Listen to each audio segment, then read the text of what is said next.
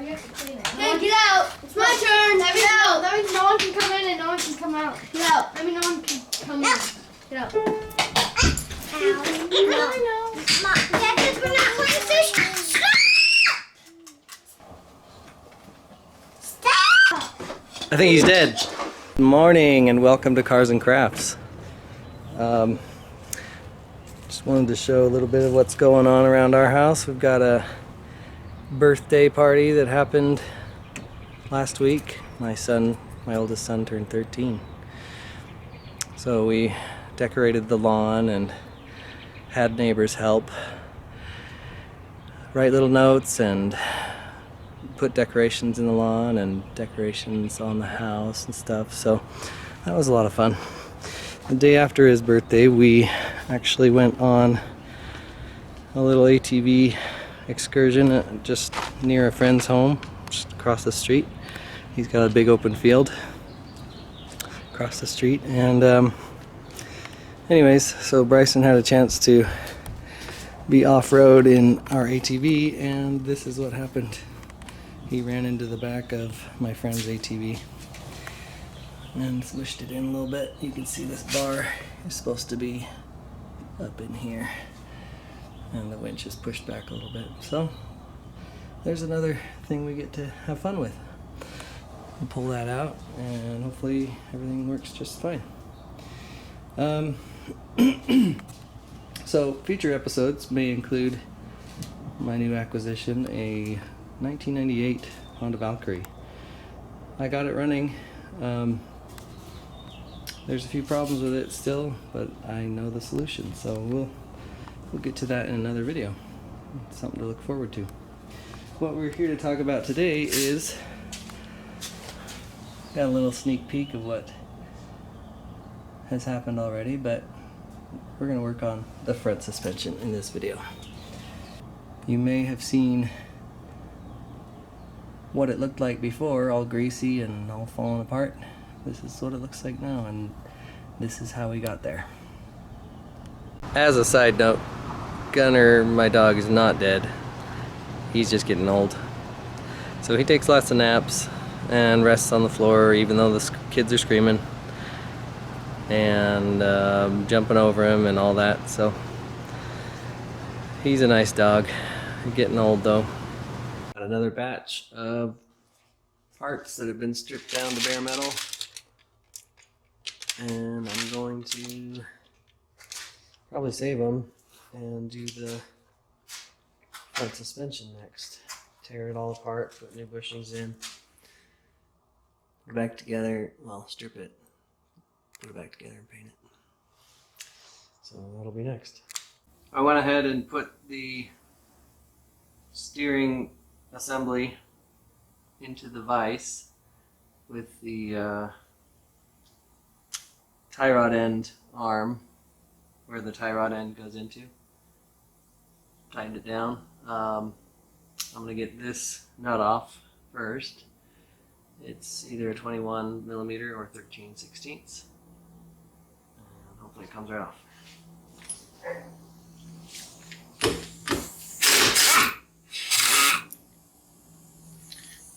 It did.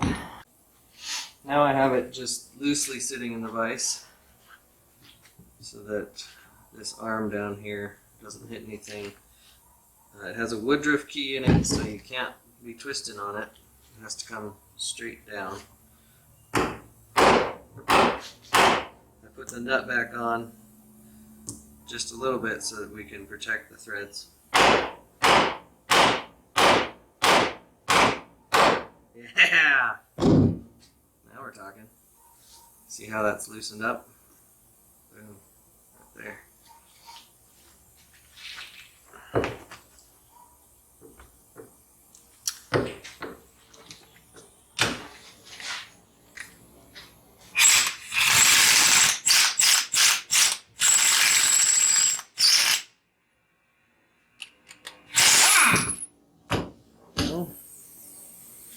Now we should just be able to tap it out the rest of the way.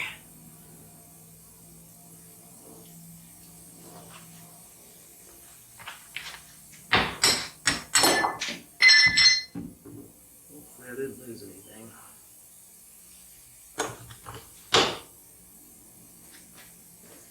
Okay, good. There's the woodruff key still. Right there. So this center part should come right out. Yep, just like that. Call that the distance tube. It's all pitted. You can see it's been rusty at one point. And then that allows you to spin this off. There's a brass bushing inside there. It's going to come out. We're going to replace both the distance tube and the bushing.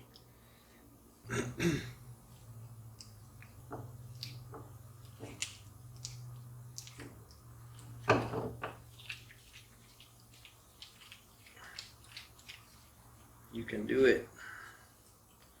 It's a lot of threads. Like there's 2 sets of threads. Okay. So we'll go press that out. There it goes. 21 millimeter or 0.84 inch external diameter pipe to press it out, and then 15/16 impact socket to accept it. So here we go.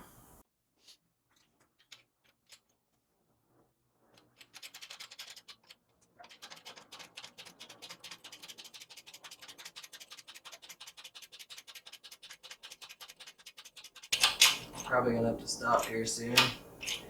Socket's not big enough. Alright, maybe I'm done. Let's see.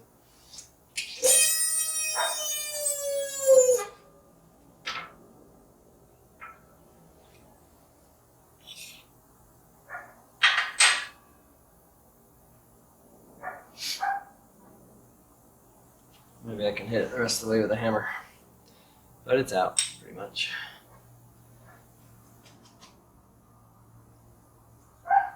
Now when you put the new one in, press the new one in, make sure the hole is facing the shaft, the pin, I don't know what they call it.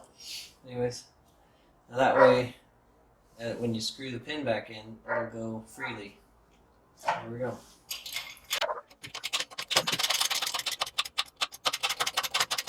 It's not easy. I'd say I could probably almost do this on the same address. Press. Got one there. Yeah. It's not really good enough press. You can get one. Let's handle your few things. Get closer. I think I should just be able to slow it down even. That should be good. Back it off.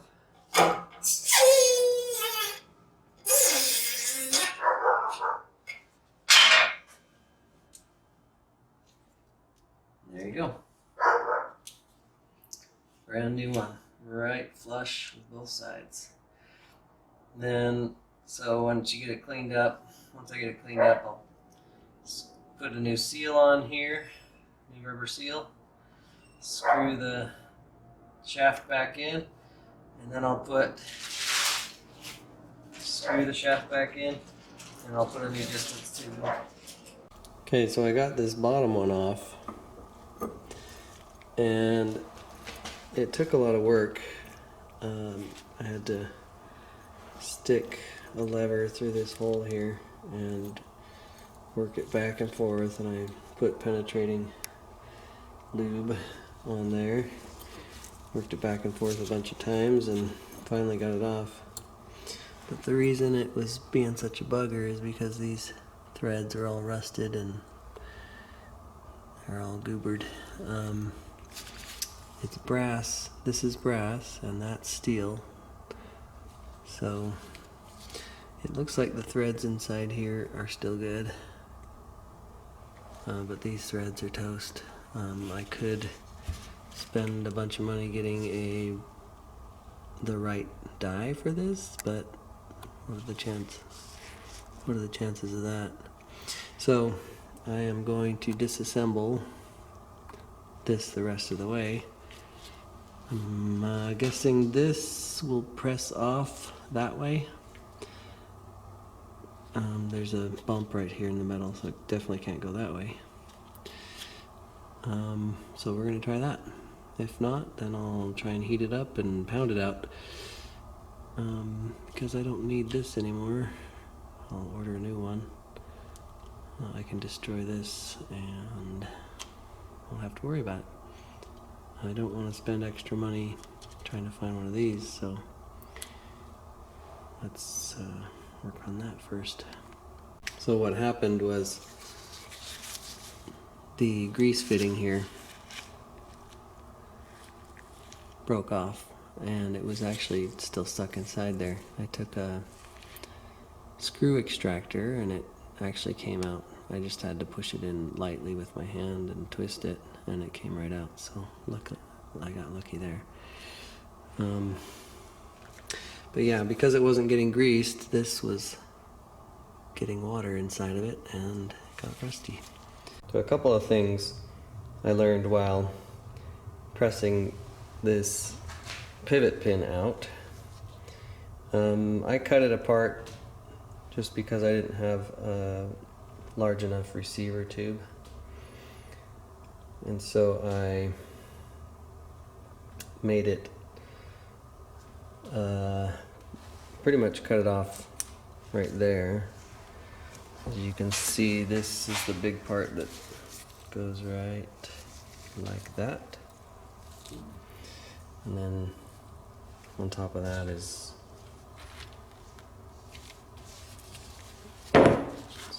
this piece, I think. I'm not sure. Anyways, and then this goes in here, and this is underneath. So I just cut it to make it easier for me. If you've got something like this, which I purchased just recently so that I can put a new one back in, this would probably make it easier for you. So that will touch the bottom of the hub, and then the shaft will be able to be pushed out that way. And then I'm gonna have to do the opposite to put it back in, so that should be big enough to receive it as it's coming back in. So a couple things to remember as you're pressing it out. It was staked, as far as I know. It looked like a stake anyways. They pushed it in, pushed the metal in there, and that made it stay in place. And so I drilled it out, and you can see there's a little bit of a drill hole there from when I drilled it out. Also, heating it up is a bad idea. As you're pressing, that will just make this be deformed, or this. So don't heat it up. Just make sure it's unstaked by drilling it out. Press it through.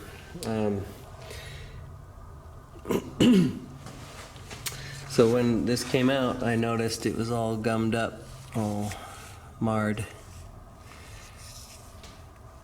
I don't know exactly why that happened, but it made it more difficult to press out because this metal was all catching and dragging. Instead of having a nice smooth push, it was fighting me a little bit more than normal. But it came out. So there you go. It's out and ready to receive a new one after I clean up this inside, because it marred it up inside there too. So I got these things, whatever they're called, cleaned up. This one's the top one, like that. And I got new bushings pressed in. I'm ordering a new grease valve, zirc fitting, whatever you want to call it. And it's all cleaned up and looks good. I'm gonna leave it looking brass like this. If it ends up turning green in the future, I can just clean it up and paint it. I'm not worried about that. I think it looks cool being brass. But both of them on the right side of the car are ready to go back in. Next is that. Take this apart, clean it up, put new bushings in. The new swivel pin came in. UPS guy dropped it off today. Took a look at it and it fits snug, just like it's supposed to. So what I'm going to do is press it in, and while it's pressed, before I press it completely, I'm going to a nice flat spot. This is supposed to be exactly perpendicular, or yeah, perpendicular to this spindle here and parallel to this face here. So I'll be double checking like this as I go, make sure it looks parallel. That way we can get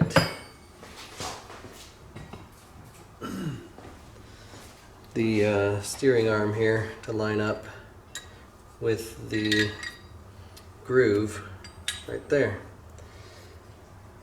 So this is all cleaned up, looking good, ready to press in and put back together, and then we'll paint it. Okay, this flat face is parallel with this face, perpendicular with the spindle. It's ready. Let's press it in.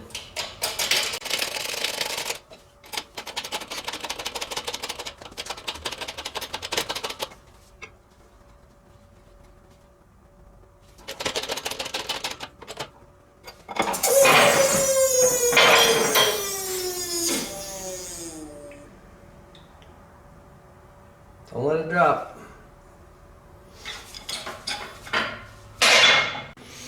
Alright, so the swivel pin is in, and if you look closely, I don't know if you can see that or not. Anyways, the groove there lines up perfectly with the hole in the knuckle, or whatever this is called. So it was previously staked from the factory. They pushed in this metal to bunch up against this metal and keep it from backing out. It's pretty thick metal, and I don't have anything that'll press that hard accurately, so I think I'm just gonna, since I drilled that out, I'm just gonna weld it. Just do a plug weld right there. That'll hold it in. Also, the steering arm will help hold it in place because of that groove right inside there. Okay, so we're getting ready to weld. I'm going to grease up these threads. You can either tape them or grease them. Since they're going to be greased anyways, let's put some grease on it.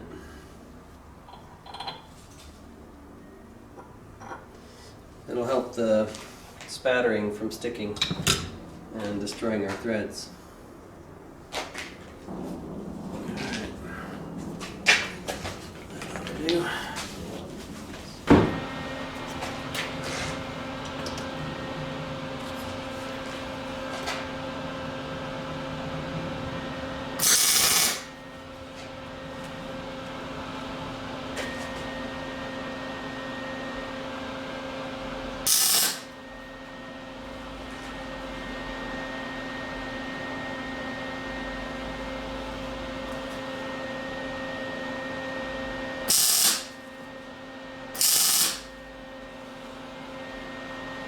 Okay.